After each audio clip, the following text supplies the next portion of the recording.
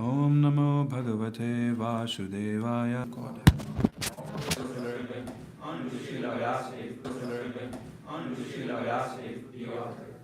Nashasayeshu Bhadreshu Nityam Bhagavad Sevaya Bhagavate Namashuke Bhakti Bhakti Nashiki. And everything possessed with pure peace, all that is almost completely destroyed, and loving service in the personality of God, who is praised with transcendental songs, is established as an irrevocable fact. Om Jnana-Timirandasya Jnana-Jana Shalakaya Chakshurunmilitam Yena Tasmai Shri Gurave Namaha. I was born in the darkness of ignorance. My spiritual master opened my eyes to the torchlight of knowledge. I offer my respectful obeisances unto him. Hare Krishna, good morning. Good morning. We have few people here who are joining us for the first time, I think. Can we just get to know your names if that's okay? Varat? Hare Krishna. Hare Krishna. Narayan. Hare Krishna. Narayan, he is my very dear friend. He's my brother actually. But ever since he got a girlfriend, he forgot about me. That's okay.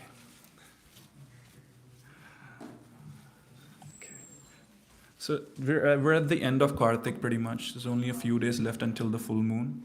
And so you guys are very lucky to attend this.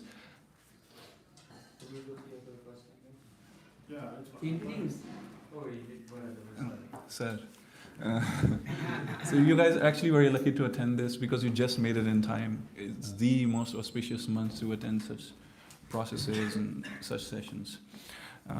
So very special place in Srimad Bhagavatam where we are right now. For those of you who don't know, everyone knows Bhagavad Gita, which is more like philosophical. It's Krishna's instructions to Arjuna, through Arjuna to us.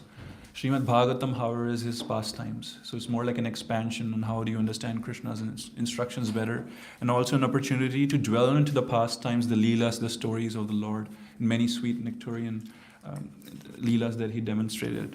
So it's a good opportunity for us because especially right now where we are in Bhagavatam is Canto 10, where Krishna himself has entered. And what's happening right now is Nanda Maharaj and Vasudeva have met. And there's some exchange of concerns. Like, of course, Vasudeva is concerned about Krishna's safety, but Nanda Maharaj is reassuring him. And then Nanda Maharaj conducts a ceremony where the child is named, and so on and so forth. So we'll read the translations from text 1 of chapter 5 to 19, right? And then we'll expand on verse 7. We'll read it together. Translations. Oh no, one by one, sorry. Text 1, 2. Sukadeva Goswami said, Nanda Maharaj was naturally very magnanimous. And when Lord Shri Krishna appeared as his son, he was overwhelmed with jubilation. Therefore, after bathing and purifying himself and dressing himself properly, he invited Brahmanas who knew how to recite Vedic mantras. After having these qualified Brahmanas recite auspicious Vedic hymns, he arranged to have a Vedic birth ceremony celebrated for his newborn child according to the rules and regulations. And he also arranged for worship of the demigods and forefathers. Nand Maharaj gave 2 million cows completely decorated with clothes and jewels in charity to the Brahmanas. He also gave them 7 hills of grain covered with jewels and with clothes decorated with gold embroideries. O king, by the passing of time, land and other material possessions are purified. By bathing, the body is purified, and by being cleansed, unclean things are purified. By purificatory ceremonies, birth is purified. By austerity, the senses are purified. And by worship and charity offered to the Brahmanas, material possessions are purified. By satisfaction, the mind is purified. And by self-realization, or Krishna consciousness, the soul is purified. The Brahmanas recited auspicious Vedic hymns, which purified the environment by their irony. The experts in reciting old histories like the Puranas, the experts in reciting the histories of royal families, and general reciters all chanted, while singers sang, and many kinds of musical instruments like bidis and dundubis played in the accompaniment. Therefore, a resident of Nandmaharaj was fully decorated with varieties of festoons and flags, and in different places gates were made with varieties of flower garlands, pieces of cloth and mango leaves. The courtyards, the gates near the road, and everything within the rooms of the houses were perfectly swept and washed with water. 7. The cows, the bulls, and the calves were thoroughly smeared with a mixture of turmeric and oil mixed with varieties of manure. Their heads were Bedecked. with peacock feathers, and they were garlanded and covered with cloth and golden ornaments. Text 8. O King Parikshit, the cowherd men dressed very opulently with valuable ornaments and garments such as coats and turbans. Decorated in this way and carrying various presentations in their hands, they approached the house of Nanda Maharaj. The gopi wives of the cowherd men were very pleased to hear that Mother Yashoda had given birth to a son, and they began to decorate themselves very nicely with proper dresses, ornaments, black ointment for the eyes, and so on. Their lotus-like face extraordinarily beautiful, being decorated with saffron and newly ground kumkum. The wives of cowherd men hurried to the house of Mother Yashoda with presentations in their hands. Because of natural beauty, the wives had full hips and full breasts, which moved as they hurried along. Text 11. In the ears of the gopis were brilliantly polished jewel earrings, and from their necks hung metal lockets. Their hands were decorated with bangles. Their dresses were of varied colors, and from their hair flowers fell onto the street like showers. Thus, while going to the house of Nanda Maharaj, the gopis, their earrings, breasts, and garlands moving were brilliantly beautiful. Text 12. Offering blessings to the newborn child Krishna, the wives and daughters of the cowherd men said, "May you become the king of Raja and long maintain all its inhabitants." They sprinkled a mixture of turmeric powder, oil, and water upon the birthless flavor and offered their praise.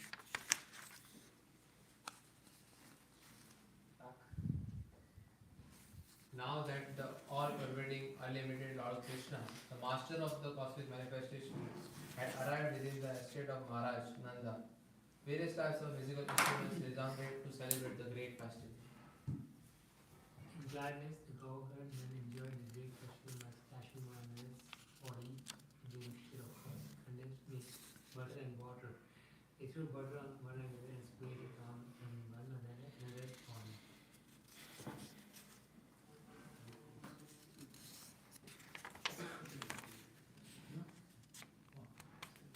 The great-minded Maharaj Nanda gave clothing, ornaments, and cows in charity to the cowherded men in order to please Lord Vishnu. And thus he improved the condition of his own son in all respects. He distributed charity to the sutras and Madgadas and Vindas, and men of all other profession according to their education qualification, and satisfied everyone's desires.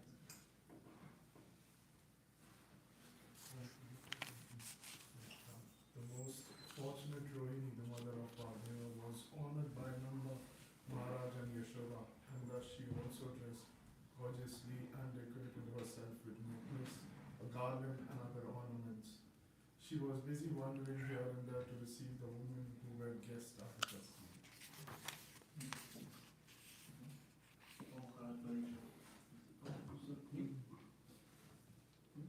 Text 18. O Maharaj Pariksit, the home of Nand Maharaj is eternally the abode of the Supreme Personality of Godhead and his transcendental qualities, and is therefore always naturally endowed with the opulence of all wealth. Yet, beginning from Lord Krishna's appearance there, it became the place for the pastimes of the goddess of fortune.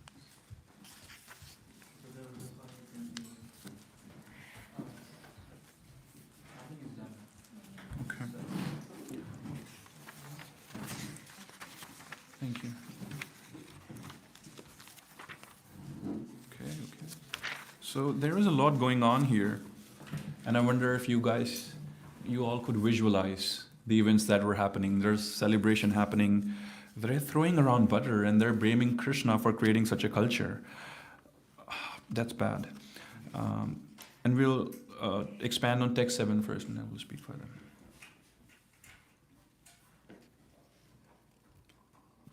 I don't know if I can recite that. Kavo Rishavasatra Haridra Taila Rushitha Vichitra Dhatu Bahasrag Vastra Kanchana Malinaha Gavo Vrishavastara. Gavo Rishavasara. You read the second line. Haridra. Haridra Taila Rushita. Vichitra. Vichitra Dhatu Bahasrag. Vastra.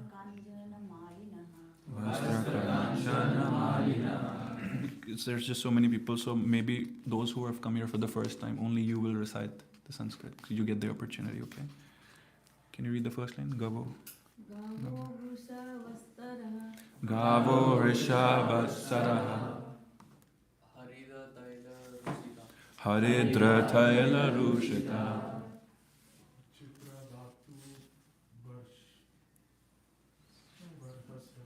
Vichitra Dhatu Barhasrag.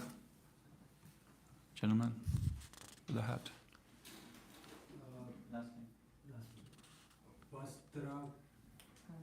Kanchana. Vastra Kanchana Malina. Translation and purport by His Divine Grace, A.C. Bhaktivedanta Swami Maharaj Prabhupada. Word to word. Gava, the cows. Risha, the bulls. Vatsatara, the cows. Haridra, with a mixture of turmeric, thyla, and oil. Rushita, the entire body smeared. Vichitra, decorative varieties of. Dhatu, colored minerals. Barashra, peacock feathers, garlands. Vastra, cloths. Kanchana, golden ornaments. Malina, being decorated with garlands. We'll read the translation together. The cows, the bulls, and the calves were thoroughly smeared with a mixture of turmeric and oil, mixed with varieties of minerals. Their heads were bedecked with peacock feathers, and they were garlanded and covered with cloth and golden ornaments. Srila Prabhupada ki jai. I'll read the purport. The Supreme Personality of Godhead has instructed in Bhagavad Gita 18.44, Krishi Go Rakshya Vanij.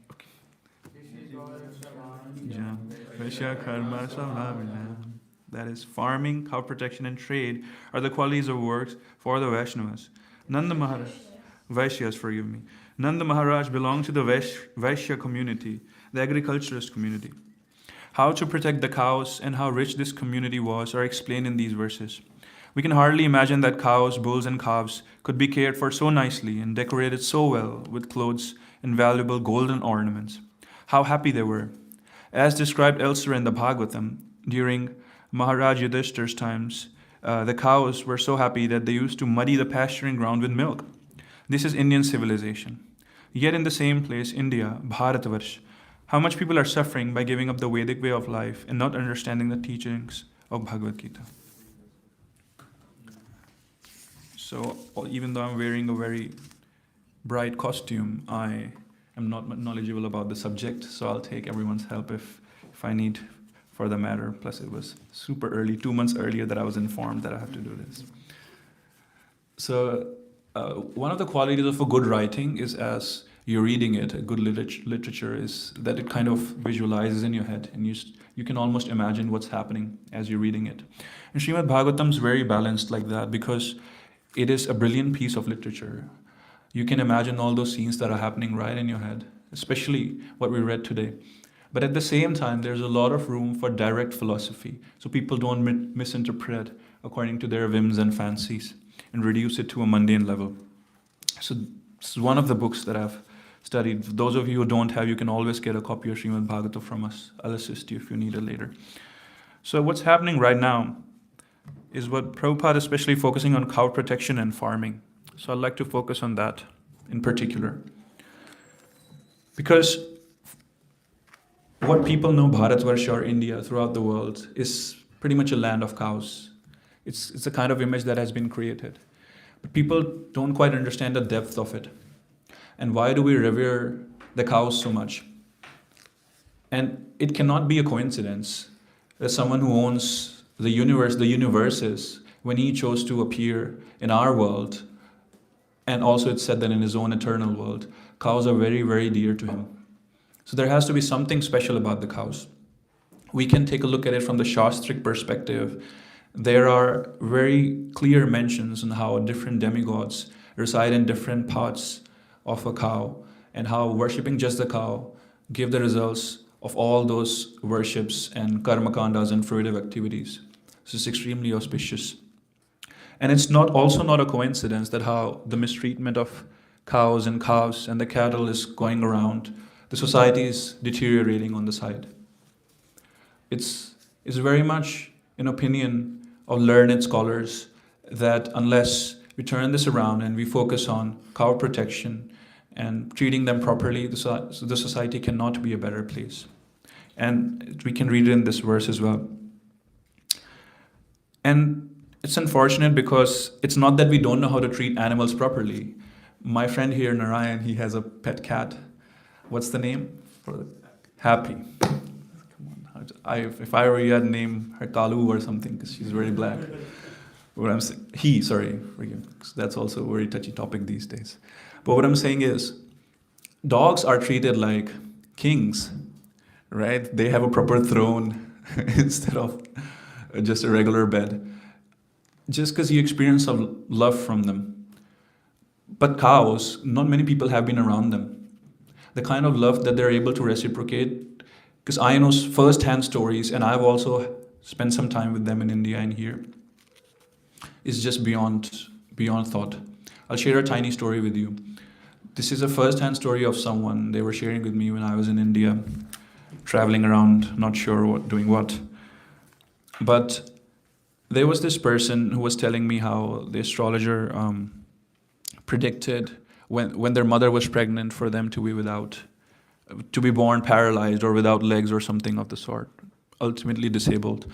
And there used to be a cow in front of their house, and the person would go every day and take care of the cow, the pregnant mother, cross them, pet them is an appropriate word, but sort of pet them, take care of them. And the cow used to cry for no reason. And very surprisingly, when the child was born, they were born quite fine. But when the calf was born, they were born with legs not working. So it's like she took the karma upon herself. So Mother Cow is just very, very compassionate. And if those of you who've experienced some degree of closeness to them, if you've taken care of them, you'd notice almost your weight to be kilograms lighter after you spend some time with them. Has anyone ever noticed such a thing? A few of you have been lucky to experience that. And it's actually true. You feel much lighter. Now, I don't have any sources, but I have to tell you that it is said that when your japa starts to go deeper, and with Krishna's mercy and Guru's grace, if you start to actually see things, one of the symptoms or one of the signs that you're progressing is that you can see a cow. And if that starts to happen, that means going the right way. Of course, don't try to imagine things in your japa chanting. That's the worst thing you can do. But cow is that special to us, and especially for those who are connected to Krishna. There's stories from Raja, maybe if anyone can share a tiny one, where Krishna is doing things like he's even taking their cow dung, the dung of the cow, which is basically their excretion, and putting it on his face as a decoration. So the one who rules the universe, Hare Krishna, just give them a seat. Who was sharing such a story with me the other day? One of you folks was. Okay. You refused to share with everyone. Who? You were sharing? like of Vraja Leelas, where Krishna is quite literally using the dung of the cow as like facial decoration and whatnot. After Krishna, that's it. There are quite a few mentions in the past times. I think it was also when I was hearing a class by His Holiness Indradumna Swami Maharaj where he was talking about it. It's just very full of nectar. But I also want to give you a little bit perspective of the science, of modern day science about how cows are special. Maybe some of you are aware of it because it's common knowledge now. That there are, in the cow milk, in dairy, there are two types of proteins primarily, which is A1 and A2. Now it's become a cultural fad, so people are aware of. But it is only the Indian cow, the traditional cow, Gir cow, and other desi or traditional varieties, which when they give the milk, it has A2 type of protein. That's just a name they've given to protein.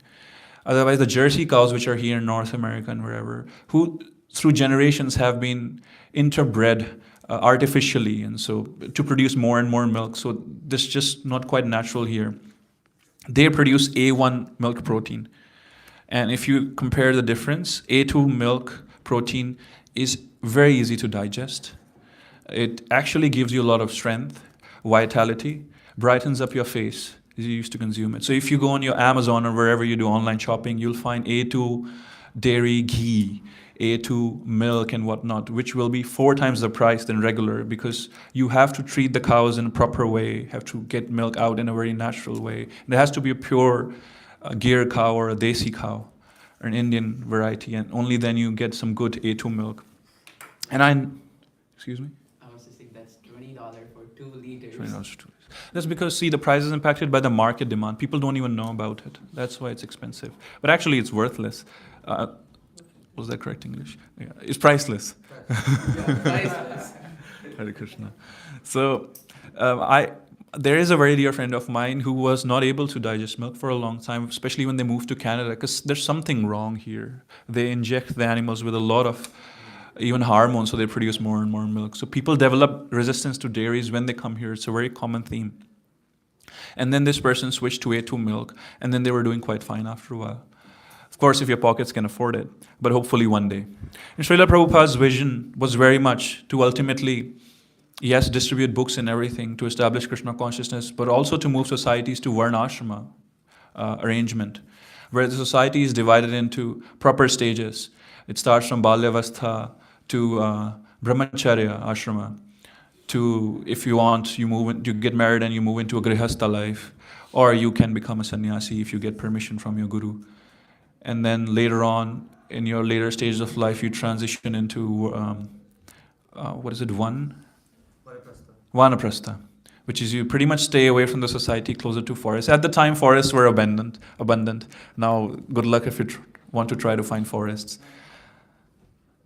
But that's the thing about this arrangement, because this is just so natural and in sync with nature, that society should go back to it.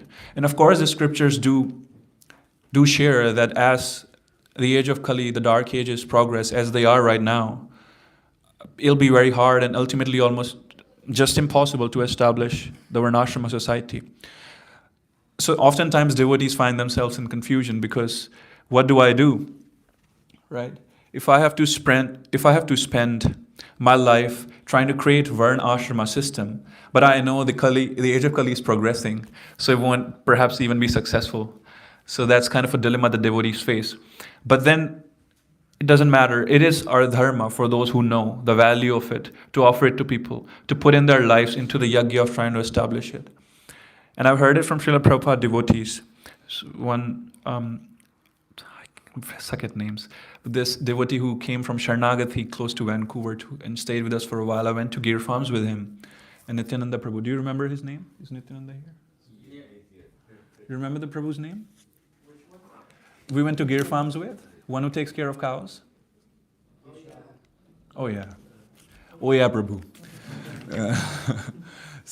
But he shared so many details of how Srila Prabhupada spoke elaborately about Varnashrama system and taking care of cows in particular. And yet, unfortunately, because we're in cities, we get to spend very less time with them.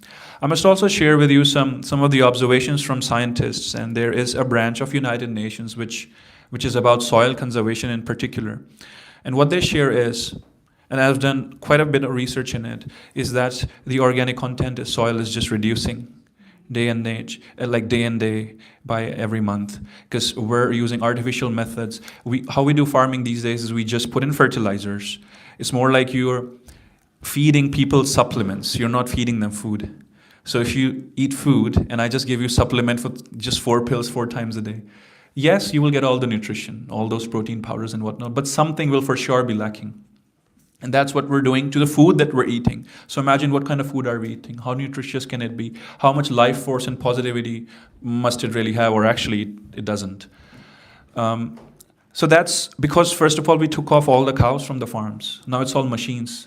There's no dung. There's no proper natural manure that is happening. There's no trees around the periphery of the farm where the leaves are falling and they degrade into the natural manure, right? So it's just very unfortunate, the kind of food that we're eating throughout the world. India is not immune to this. But the United Nations Soil Conservation Body predicts that if this rate of soil degradation goes on, then in perhaps 50 years, we won't even be farming. It's just artificially produced foods and lab stuff is what we're going to be eating. And the Varnashrama arrangement is a direct antidote to such problem. So those of you who go to universities, those of you who speak to people, wherever you get opportunity, you must tell people about the Varnashrama system and how it is actually a solution to the problem. Besides, and if I'm wrong, please correct me, I think it's also mentioned in the scriptures that there's going to be a 10,000 year-round golden age, even within the Kali Yuga, where dharma will still be upheld. And our entire movement of Krishna consciousness, the endeavor of Srila Prabhupada, our founder Acharya, to establish such temples is to just propel the world towards those 10,000 years of a better time in such dark ages. And cow protection and cow worship, and taking care of them, natural agriculture is very much a deep part of it. Yeah, so I had a question. Yeah. I'm seeing that Brahmana, Kshatriya, Vaishya, Shudra, the table here. Is it not like some people believe this is bringing back the caste system? Brahmanas are top and then Kshatriyas and then Vaishyas and then Shudras. Okay, I'll talk about it. We actually, what I was talking about, more like Grihastha to Brahmacharya and those kind of stages, not essentially the society's classification according to the qualities. But since it's here, we should address it because it's a misnomer. In fact, on Halloween night, we were out there just chanting Lord's name and doing Hare Krishna Kirtan on the Young and Dundas Square. Where our faces were face painted and everything. It was such a good time. You guys should join us for one of those kirtans sometimes. It's a lot of fun. So there I was approaching someone, offering them some book, and the other person, they started to argue with me that Hinduism is just casteism, and you guys have all these divisions among people, and you treat so-called lower castes poorly. Well, I had to tell them that different societies, according to different circumstances, create social barriers everywhere in the world. So it's not just that India or ancient India has had such problems. And also it has not been throughout, right? There are stories in our Shastras which clearly demonstrate that people have been upheld to certain positions just on the basis of their qualities and not necessarily on birth. Krishna very clearly in Bhagavad Gita states that the classification of society is based on gunas and qualities of people and their temperament and what are they naturally inclined towards, and not alone on the basis of birth. In fact, birth is such a tiny part of the picture, especially in today's world, because there's a interbreeding which has happened across different communities and everything. Also, please understand that today if you want to learn some skill, you can go online and you can learn it. You can go enrolled at a trade school or something and learn something. But traditionally, it is through parents and close-knit communities that the skills were transferred throughout generations. So if a particular community is very skilled, at jewelry making, they'll teach the children of the community jewelry making, and that's how you preserve the art. It'll keep on going for generations after generation, right? And at some point, it was misinterpreted in the society, and the picture was brought in that those who are doing a particular kind of activity, they are superior than others, and discrimination picture came in. But it was not discriminatory, the entire classification. In fact, if you think you can have a society without Shudras, people who serve every other classes, it's impossible. You can't have this building constructed without those who put in the labor effort of putting things together. But of course, you need those people who will guide everyone, who will plan things out. And those two people cannot be of the same temperament and ability. I know that I'm extremely bad at some of the things. I'm not skilled at some of the things. And if a society is encouraging those things to be a higher value, I cannot expect them to treat me be very reverential to me because I don't know those skills which are society values. So Brahmanas in particular, they were involved in scripture reading, guiding people towards spirituality. And the ancient Indian society was very much directed towards spirituality. It was not a materialistic society. So naturally, they valued Brahmanas more than others.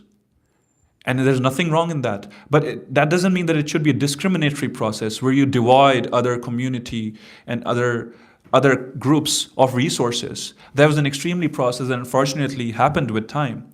But there have been people like Srila Prabhupada, Chaitanya Mahaprabhu, who is Lord Krishna himself, who made sure to remove such classifications from society. So if anyone ever says, and thank you for asking that question, Hinduism is casteist in principle, just let them know politely, no, you're mistaken. Maybe you're reading a Western commentary on Indian culture. You need to hear it from someone who genuinely knows, like Srila Prabhupada. And also, I'm not very comfortable with the words Aryan and non-Aryans, because in the Shastra it's used in a very different way, but Western people interpret it just very wrongly. So that's the stage that we're talking about. I can give you my example. Not a month back, I was I don't know what state of, because right now it's all mixed up. I was probably a grihastha, or I don't know what I was. But I was not necessarily wearing this costume. Saffron colors, very respectful. But I was heading out to work, was wearing all kinds of colors like you guys too. But due to some understanding, I realized this is the time for me to transition into what is called a brahmacharya ashrama. So that's a stage of life that everyone dedicatedly moved towards. In fact, you might have heard of stories from Lord Krishna and his friend Sudama at an ashram of Rishi Sandipani, Muni Sandipani, right? Sandipani.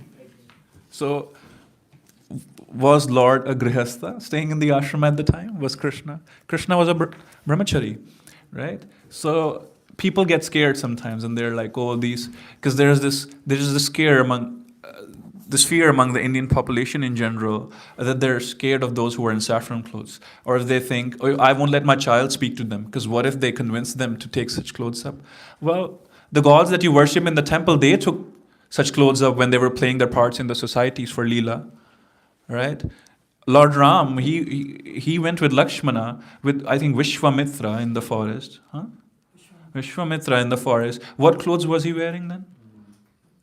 So there's societies, but it's our responsibility for those who know a little better to inform people, to educate them. Coming back to cows. So they've played a very, very important role in taking care of our soil, and ultimately that takes care of our crops, and then that takes care of our health. Our forefathers, our ancestors, people who were very much in touch with nature, they knew all these things organically. So that's why also they worshipped cows, they revered them, they respected them, because they knew that if the cows will be off the farms, somehow they knew it. Maybe they didn't know the science of it, but somehow they knew that if they'll be off the farms, there'll be no farms in some time, there'll be no crops in some time. And that's happening today in the world. It's also very interestingly mentioned here. It's a side note, but Maharaj Yudhishthira's time, the cows were so happy that they used to muddy the pasturing ground with milk. This is Indian civilization, Srila Prabhupada says, Jai. This is Indian civilization, if you look at it. Because there are stories about how you would till the farm with milk, and people just couldn't understand it. Like, how rich can a land be? But the land was very rich because all the principles were upheld. There was yagyas regularly performed. There was deity worship, and everything just in proper methodology. So naturally, nature was very much in sync. How many of you have been to villages or just far away from big cities? Quite a few of you. That's such a good news. I haven't had such a fortune of a long-standed. There are periods that I lived for a year, or if I would visit my grandmother sometimes, but not so much. If you ever notice village folks, there's one particular thing about how they sit. Have you noticed them? They'll just squat down, and they're sitting like this. Am I allowed to demonstrate it? No, this is Vyasasana or something, right? Okay. Yes, anyone demonstrate?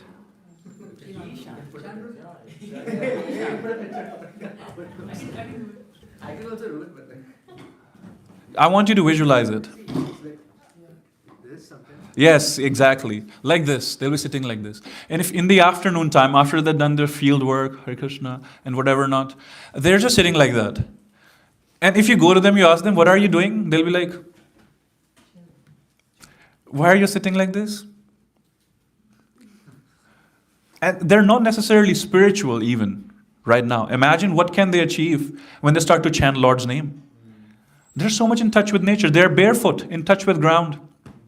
They're not overthinking life. They're actually living the real life. We go through a situation and then we make 20 versions of it in our head. And we overthink it 100 times. And then we think we're living life. No, we're living our mind. Congratulations. But those people, in those villages, can you ever sit just like this? What are you doing? Just sitting. What's happening? Nothing. So whenever I notice them, they always catch my attention because I'm always able to recognize that I'm not even close to them in just my personality. And how simple they are, how beautiful. They are not dressed in very elaborate ornaments and jewelry and whatnot. Here they are. Well, everyone likes to celebrate in this community. Nanda Maharaj is definitely pampered. They're gwalas.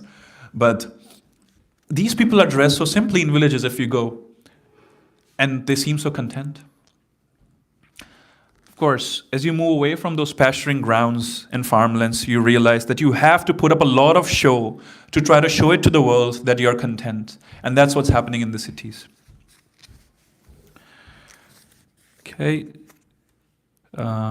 So it's not about being Indian civilization. This is how civilization should be. It is the only way to be civil. Otherwise, all of the uncivilized elements of enmity and whatnot will come into the picture in a society which is unnatural. So it is our responsibility, as I said, for those of us who know better, to first of all imbibe it in us, all these values, and then offer it to others as much as we can, wherever we get the opportunity. Hare Krishna.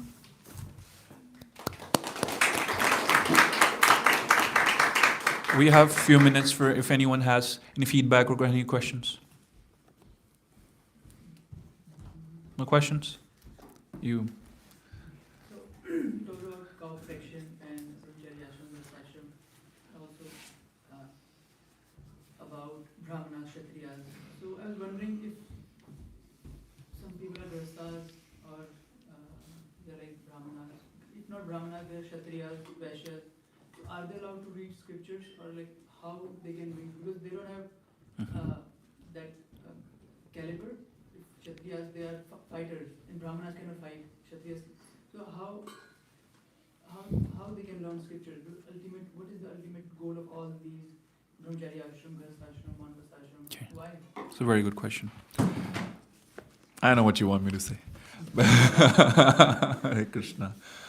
But see, I'll answer that. Yes, in today's modern day and age, at least immediately, you cannot have a society where very particularly we're following someone is a dedicated Kshatriya and whatnot.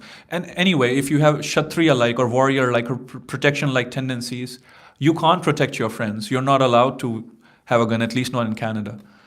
So even if someone's attacking, you're supposed to call the police, just so you know it's legal requirement. You can't defend yourself. But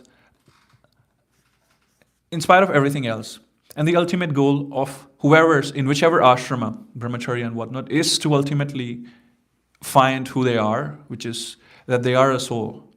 And then what is their relationship with that which is the source of the soul, which is Krishna. So that can always happen in every day and age, because we have a fantastic tool with us, which is the name of the Lord. Now, can anyone who's not a Brahmana read scriptures? So some of the scriptures are very complex. If you try to approach them directly, you may not understand them, and worse, you can end up having misinterpreting them. Especially some of the sweet pastimes of Vrindavan Dham. It's said that you should not touch them until you really, really establish a very strong sense of maryada in you. That's why Sri Ram's comes first, and then comes Krishna. Discipline and honesty first, and then talk about love. Forget about experiencing love.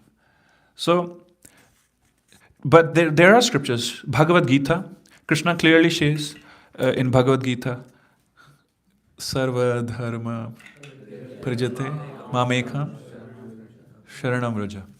So he's clearly saying, drop all the forms of worship, religion, and everything, and just surrender unto me. And through surrender to Krishna, because he's complete, he's the source of everything, you actually get all the qualities and the fruits of every other worship that you'll ever do. Now, I am a big promoter of having a variety of worship in society because I like to see a colorful garden. And it's not that you should not do certain other fruitive activities. In fact, we perform yagyas here when the annual Rath Yatra happened in Toronto this year. How many of you attended our Jagannath Rath Yatra? Almost all of you. Beautiful. And those of you who couldn't, you should come. It's summarily happening next time. It's just fantastic. So Rath Yatra, we did a yagya for protection first. Now, is that karmakanda or is that something done towards a particular, is that worship or not? It depends on subjectivity. What are you doing it for? If you're doing it ultimately for Rath Yatra to go well and to get more and more people connected to spirituality, then it is not a fruitive activity. It is a spiritual activity, right? What I'm trying to say is, no matter which ashrama one must fall under, and for those of you who may have tendencies to be very warrior-like and spirited, but you have to go out and do a teaching job, for example, which is somewhat related to Brahmanical tendencies, you can still read Bhagavad Gita. Bhagavad Gita is for all. And chant. We can chant once for those of you who don't know, but all of you know. Hare Krishna, Krishna Krishna, Hare Hare, Hare Ram, Ram Ram, Hare Hare. It's a very simple chant. All you have to do is you get a bead ideally, but you can just do it like that also and just chant on it. 108 times is one round. It doesn't take much, 10 minutes maybe or less. So that's for everyone. And there are complex scriptures which you should approach through a bona fide spiritual master, through someone who's learned it from those who know it better. Like Srimad Bhagavatam, for instance, it's best that you don't just pick it up and start reading for yourself. But here, Srila Prabhupada is present in form of his purports and explanations. So any book from Srila Prabhupada, you can start to read it by yourselves. But if you start to go into very big scriptures, this is the biggest. What I'm saying is something which has not, the scripture which has not had the fortune of having a great soul like Srila Prabhupada translate them. Those scriptures is best, they're approached through a very methodological process. So Bhagavad Gita, we have it for you. We'll give it to you if you don't have it. You must take it, you must do the Swadhyaya, which is by yourself, so you should read it. Because Prabhupada is guiding you in his words. Any other question? Yes, Prabhu. So, like when you were explaining about those village people and how they live with so simply and they're just sitting but they are fulfilled. So I want to ask, so how do you define the line between is it just existing, are you just existing or are you living? And how do you know that? Well, that's a good question. Do you know you exist right now? Are you sure? Yeah, but am I just existing or I'm living? Get you. It's more about, am I just living or am I thriving in life? Am I doing something? Is it just I'm going to live and die, or am I doing something more purposeful? Is that what you're trying to? Yeah, because there was lecture by Vishesh on this, and so I always had this as to how do we define what's living, and when we say, because that also varies from person to person, but what's the Okay. scriptural way to see it? You're asking a child practically about all this, but 'cause I'm not that smart with all this. But I have to tell you that that's what my heart says. Is because I've seen it happening to people. That even when they succeed materially and when they're having a very thriving life, but if they're not connected to spirituality, if they're not connected to Krishna, something's just missing in them. It's not content. They just don't feel satisfied ultimately. But there are people here, and we don't even have to think about Sri Vrindavan Dham, where, where these people may not be doing very well. Maybe they have issues with their job, and here in Canada, their immigration and whatnot, with their schools and whatnot. But if they experience a moment in the kirtan or in their chanting, and that moment feels like infinity, because in that moment you're just content, and you're complete, and you don't want anything else but the time to stop if it can. And there are those moments which bhaktas, with devotees, they do experience. We're not talking about an outer space experience here. So if you are progressing towards such moments of contentment, even if they happen once a month, even if they happen once in a few weeks, that means you are progressing towards living and not just barely existing. But even if you're a millionaire, billionaire, trillionaire, call it what you want, you're still in a mode of ignorance because you don't know the reality of yourself. These people who are hogging up things, they're filling their houses and castles with so many things. They think they'll live forever. Maybe they should visit a cremation ground to see that they'll die one day too. They're not in touch with reality. So we cannot think, and I don't want to take any names here, but very popular billionaire and whatnot people, they think they'll be here forever. They're dissatisfied with the earth. They want to create a colony on Mars. Right? And do you think there's ever satisfaction in such a material pursuit? Where you have castles, not homes here on earth. And they're thinking about going to Mars then. They're not satisfied being the king of the world here. You think the kings and queens of England were satisfied when they took over the entire world? They were still fighting world wars. We have Sputnik and whatnot and space stations outside. Because we're trying to go out to the space, we're not satisfied. Because satisfaction cannot come with outer endeavors and the external activities. It is an internal job, and it has to be dharmic, it has to be according to Shastras. And if you are in touch with that, you are living and thriving.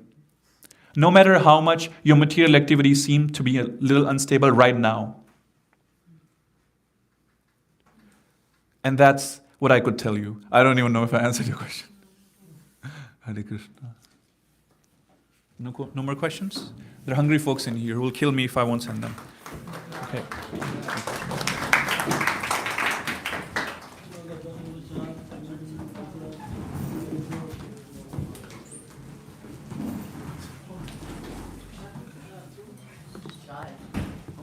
Great class. If you can join us for